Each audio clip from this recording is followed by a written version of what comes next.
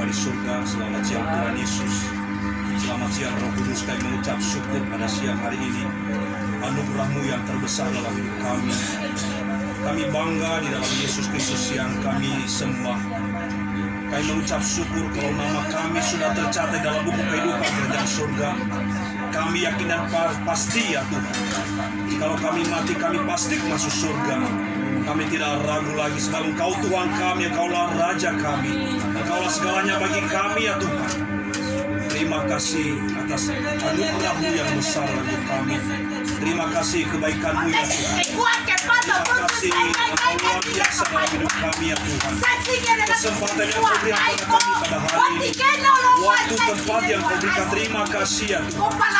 Engkau luar biasa. Segala Kau berikan kesombongan, kesempatan segala kesombongan, Tuhan. wakatani Yesus, saya terima kita kasih bermain suakina. buat karunia yang Kau Weekend berikan lalu kepada pada kami, cise sehingga no. kami bisa Waktu kende lo papa, siske la baik Perjamuan kudus pada hari ini. Segala Terima kasih kesombongan Tuhan Yesus. dihancurkan, Tuhan, Kau ubah anggur ini wakai, menjadi darah Yesus, dan juga roti menjadi tubuh Kristus yang terpecah-pecah bagi kami. Biarlah tangan yang penuh rapat, penuh kuasa ya Tuhan.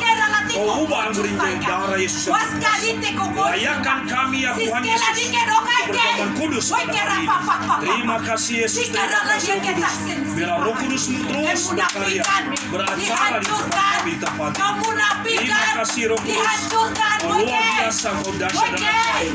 Terpuji-pujilah nama-Mu Tuhan. Kami percaya yang sakit Kau sembuhkan, yang kuatkan, yang terbelenggu dosa Kau bebaskan kami.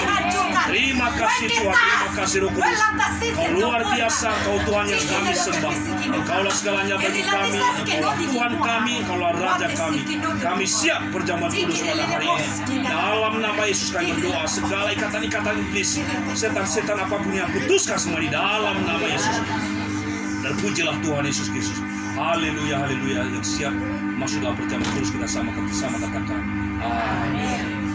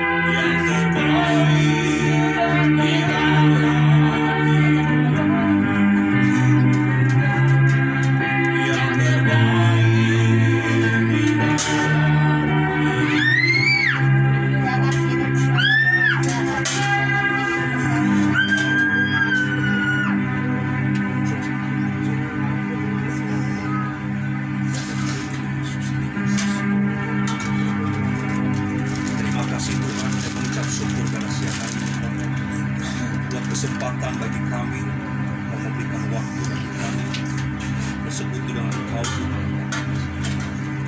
Terima kasih Tuhan.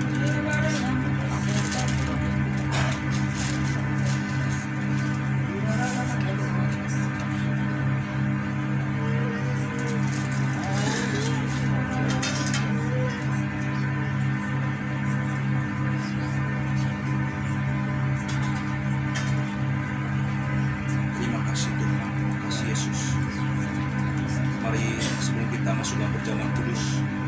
Mungkin ada kesalahan kita sepanjang minggu ini, sepanjang hari ini juga. Saya tidak tahu apa pergumulan masalah, perkataan yang keluar yang sia-sia dalam hidup kita. Kita minta kepada Tuhan, kita menyakiti hati Tuhan, kita melepaskan pengampunan perawan bersalah dengan kita juga, yang menjadi-jadikan kita, menciri hati dalam kepada kita lepaskan pengampunan. Kita minta kekuatan daripada Roh Kudus supaya kita mengampuni bersalah dengan kita.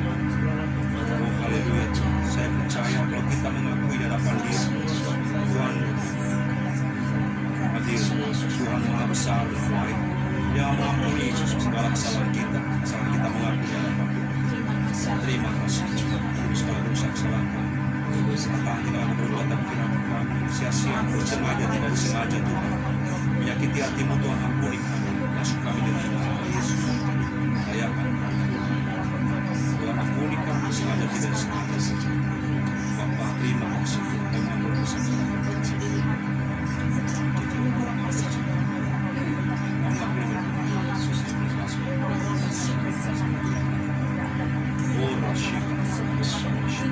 bersama baik, Kamu mengasih penyayang, pengampun. Terima kasih. Kau rela mati Kau sabar kesalahan kami, pelanggaran kami. Terima kasih. Kau baik, sungguh baik. Teramat sangat. Kau banyak hal-hal yang luar biasa yang Kau kerjakan dalam hidup kami. Keajaiban-keajaiban yang luar biasa yang Kau kerjakan dalam hidup kami. Kami mengucap syukur dalam segala itu yang Kau kehendaki dalam hidup kami. Baik tidak baik keadaan kami selalu mengucap syukur dalam segala hal. Itu yang firman Tuhan katakan kepada kami. Terima kasih Kau ajarin kami semua terus dalam hal mengucap syukur dalam hidup. Terima kasih atas anugerah-Mu yang besar. Kami percaya dalam perkataan ucapan syukur ada mukjizat yang luar biasa. Terima kasih Tuhan. Mari kita angkat roti tinggi-tinggi sebelah kita. Tuhan, terima kasih kami mengucap syukur roti yang Kau telah ubah menjadi tubuh-Mu Tuhan, dan terpecah-pecah bagi kami. Biarlah setiap kali kami makan tubuh-Mu, tubuh kami lemah, kuat kembali, sehat kembali ya Tuhan. Terima kasih Tuhan. Dan kami makan dengan iman dan percaya di dalam nama Tuhan. Supaya kita makan dengan iman. Dalam nama Tuhan Yesus.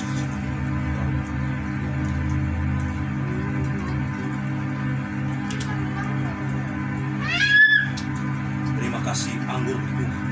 Kau telah ubah jadi darah-Mu yang tercurah sebagai salib. Kau telah mengatakan sudah selesai. Kau telah membersihkan hati dan pikiran kami, menyembuhkan segala sakit kami, menyembuhkan ekonomi kami, segala kebutuhan Kau telah bebaskan.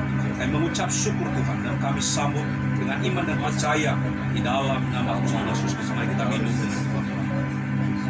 Nama Tuhan Yesus.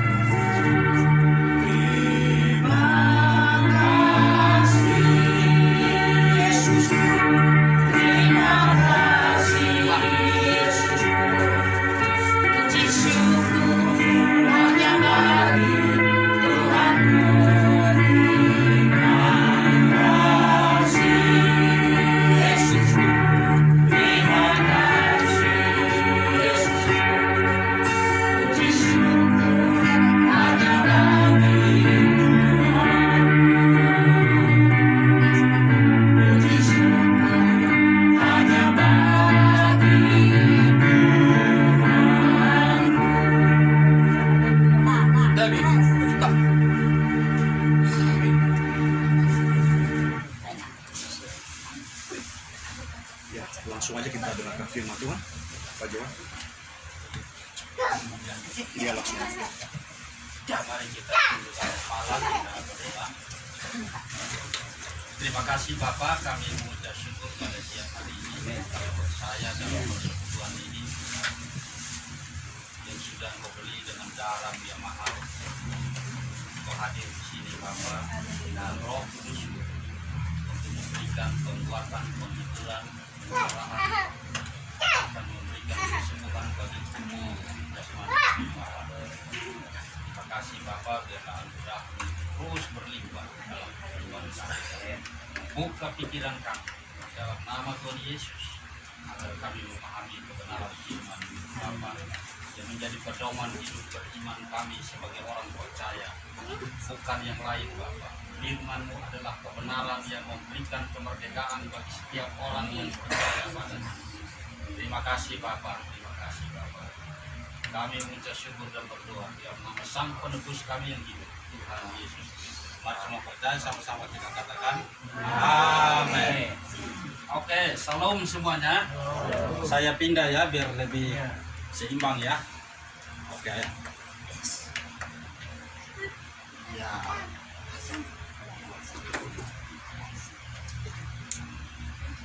Ya, sekali lagi salam semuanya. Salam. Ya, puji Tuhan, senang sekali bisa berada di tempat ini. Ya, Daud bilang lebih baik satu hari dalam pelataran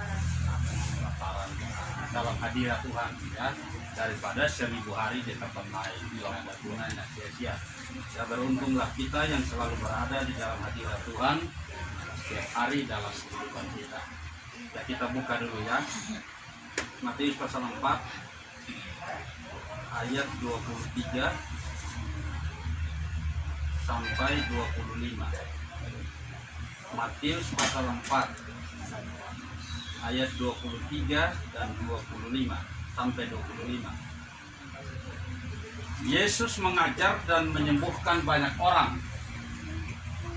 Ayat 23. Yesus pun berkeliling di seluruh Galilea. Ia mengajar dalam rumah-rumah ibadat dan memberitakan Injil kerajaan sorga serta melenyapkan segala penyakit dan kelemahan di antara bangsa itu. Maka tersiarlah berita tentang dia di seluruh Syria dan dibawalah kepadanya semua orang yang buruk keadaannya, yang menderita pelbagai penyakit dan sengsara, yang kerasukan, yang sakit ayan dan yang lumpuh. Lalu Yesus menyembuhkan mereka. Ayat 25, maka orang banyak berbondong-bondong mengikuti dia. Mereka datang dari Galilea dan dari Dekapolis, dari Yerusalem dan dari Yudea dan dari seberang Yordan. Amin. Ya, di sini ada 4 poin yang saya mau sampaikan. Ya, karena ayat-ayat yang kita baca ini adalah pola pelayanan Yesus yang harus menjadi patron bagi kita. Jadi kita bukan bikin patron sendiri, ya, tapi pola yang ditunjukkan Yesus ketika dia datang di dalam dunia ini menjadi daging hidup di antara manusia, di antara umatnya. Dia sedang memberikan contoh bagaimana seharusnya melayani. Amin. Yang pertama dia katakan Yesus berkeliling ke seluruh Galilea dan mengajar dalam rumah-rumah ibadat. Jadi yang pertama itu Yesus mengajar. Maka kita juga perlu belajar dari Tuhan Yesus. Kita perlu diajar oleh Dia. Kita perlu melakukan hal yang sama kepada jiwa-jiwa baru. Ya, kita mengajar mereka. Mengajar mereka tentang firman Tuhan. Ya, karena mengajar itu merupakan salah satu unsur yang ada di dalam amanat agung Kristus. Ya, bukan hanya menangkan jiwa, ngumpulin jiwa, lalu mau ngapain setelah itu? Tuhan Yesus bilang, ajarlah mereka melakukan segala sesuatu yang telah kuperintahkan kepadanya. Jadi mengajar itu adalah satu perintah yang terkandung di dalam amanat agung itu sendiri. Sehingga jiwa-jiwa yang dimenangkan itu datang dengan senang gembira, lepas dari kuasa gelap, sembuh dari penyakit. Tapi pada saat selanjutnya mereka harus diajar supaya paradigma, konsep-konsep hidupnya, ya, merupakan konsep-konsep hidup yang ada di dalam Alkitab, sehingga hidup mereka jadi benar, jadi bertumbuh. Amin. Ya, saya singkat dulu. Yang kedua, dia disebut di sini, dia memberitakan Injil. Jadi kita harus memberitakan Injil. Kita harus melaksanakan amanat agung sepenuhnya. Yang ketiga dikatakan dia melenyapkan segala penyakit, mengusir setan-setan, yang menyembuhkan orang yang sakit, melepaskan yang terikat. Nah, itu pekerjaan Tuhan Yesus. Patron yang harus kita teladani. Jangan sampai sebagai gereja Tuhan ada gereja yang tidak mau usir setan. Nah, ini bahaya. Ya. Kemudian hasilnya yang keempat adalah orang banyak berbondong-bondong datang kepadanya. Ya, jadi ada dampak dari 3 hal yang Yesus lakukan, yaitu penuaian jiwa-jiwa. Ya, didahului oleh 3 action sebelumnya. Kalau nggak ada action, gimana jiwa-jiwa mau bisa dituai? Harus ada eksekusi. Kita bukan hanya omong tok, diam di dalam gereja, berkumpul di dalam gereja. Tidak salah saudara dan saya menari-nari, melompat-lompat, ya, tidak salah. Tapi kalau hanya sebatas itu yang salah. Ya. Di sini saudara baca ayatnya. Yesus berkeliling kata. Ya, di seluruh Galilea. Ya, kita harusnya pergi keluar setelah diperlengkapi di dalam. Betul apa enggak? Ada 2 kutub dalam kekristenan. Kutub yang satu anti karunia roh, tidak memberi kebebasan. Saya juga tidak setuju dengan seperti itu. Kutub yang satu lagi karunia roh, nggak mau diajar. Nah, ini juga bermasalah sebenarnya, ya, Bapak Ibu. Karena fondasi hidup orang percaya itu firman Tuhan. Ya, penyesatan paling canggih ya di akhir zaman ini dan paling berbahaya adalah penyesatan melalui ajaran-ajaran sesat yang akan muncul seperti jamur di musim hujan. Itu di akhir zaman. Ya, Tuhan Yesus berkali-kali memperingatkan para muridnya dan seluruh orang percaya bahwa pada waktu-waktu terakhir akan muncul nabi-nabi palsu, guru-guru palsu, rasul-rasul palsu. Ya, guru-guru itu pekerjaannya mengajar. Jadi kalau kita nggak memahami ajaran Kristus yang sebenarnya, kita dengan mudah disesatkan oleh si iblis itu. Ya, melalui apa?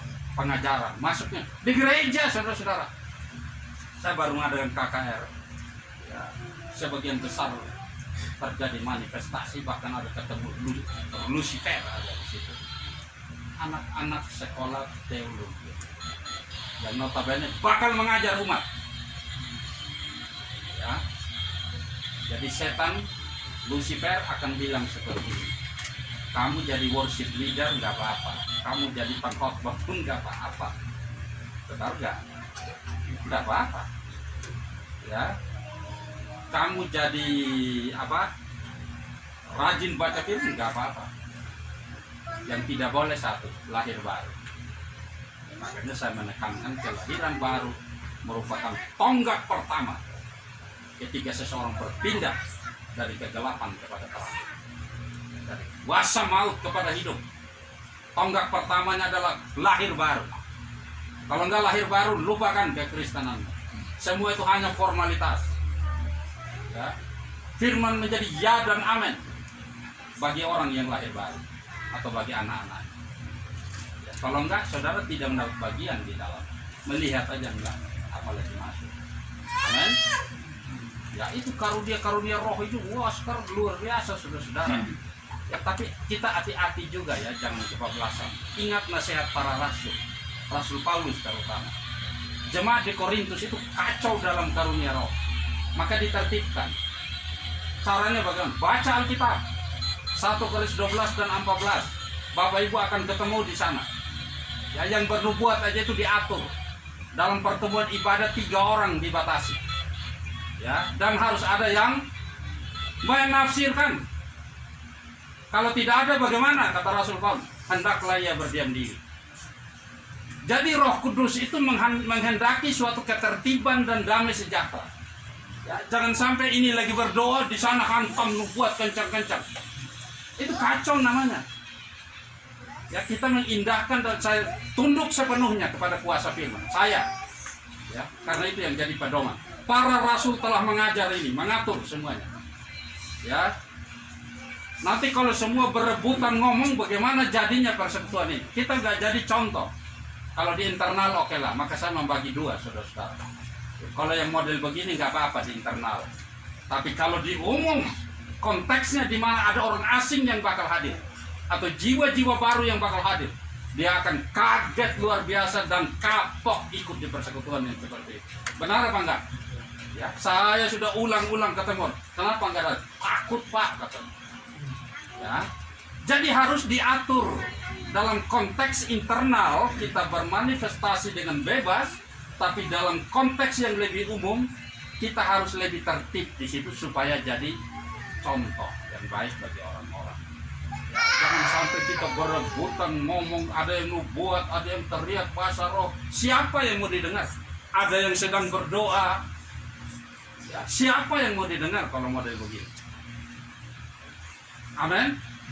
Nah ini, kalau kita lebih soft ya, lebih rapi, lebih nah, ini kan memang ada dua bisa diaktif di medsos ya Bapak Ibu.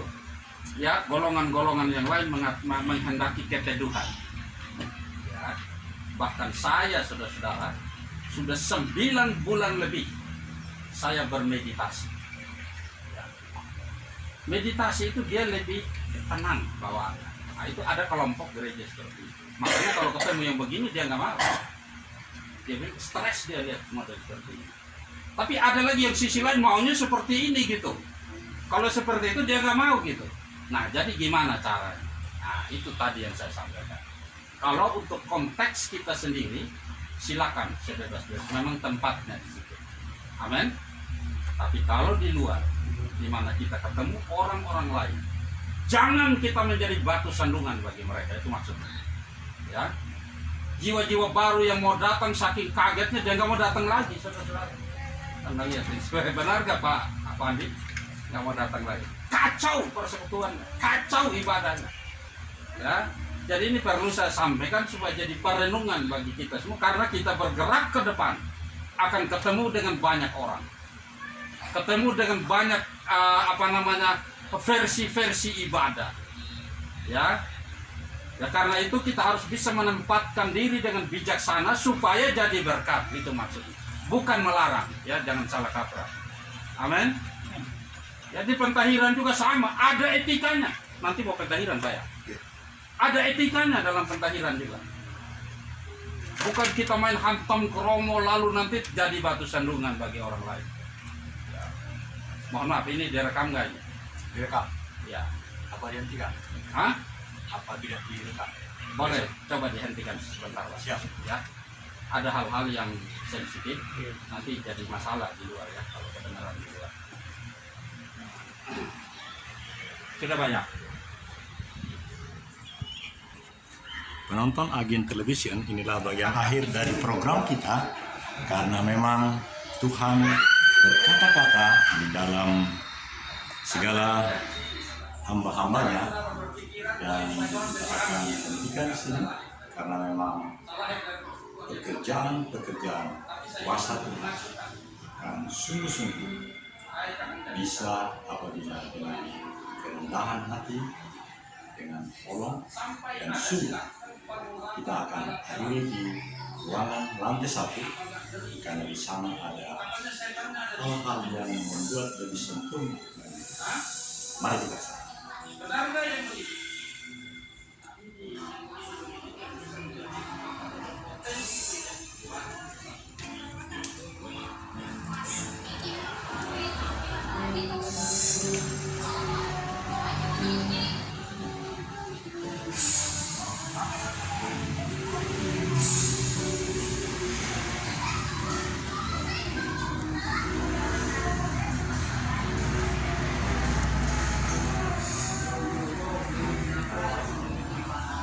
Ya, saudara-saudara, ternyata ini menit ke-30 dan kita akhiri dalam 3 menit mendatang berbagai poin yang menjadi sangat utama.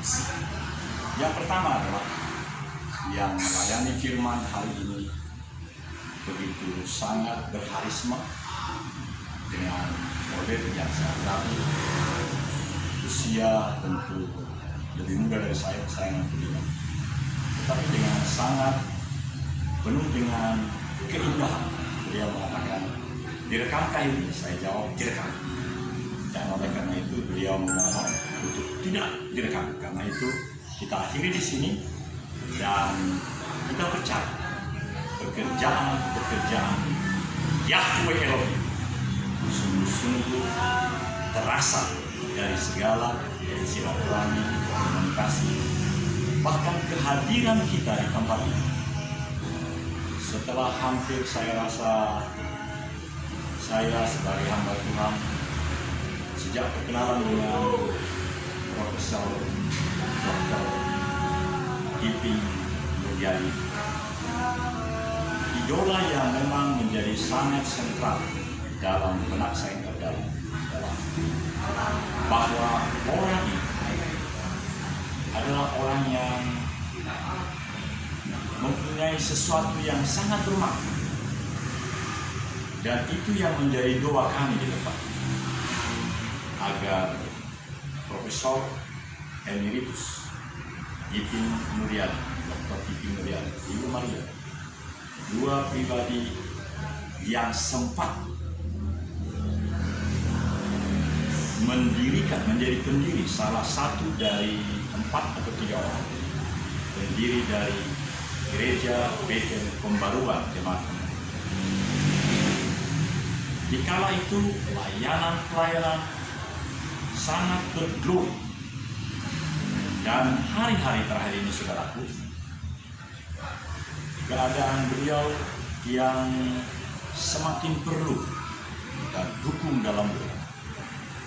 Karena kalau Bapak Gembala Ipin hidup sehat, tentu segala hal yang menjadi bagian miliknya yang didapatkan, tentulah saya akan arahkan kepada wajah beliau, karena di gambar ini, beliau tentu ada di rumahnya, apakah di Bandung atau di mana, supaya ingatan kita, rekoleksi kita terfokus.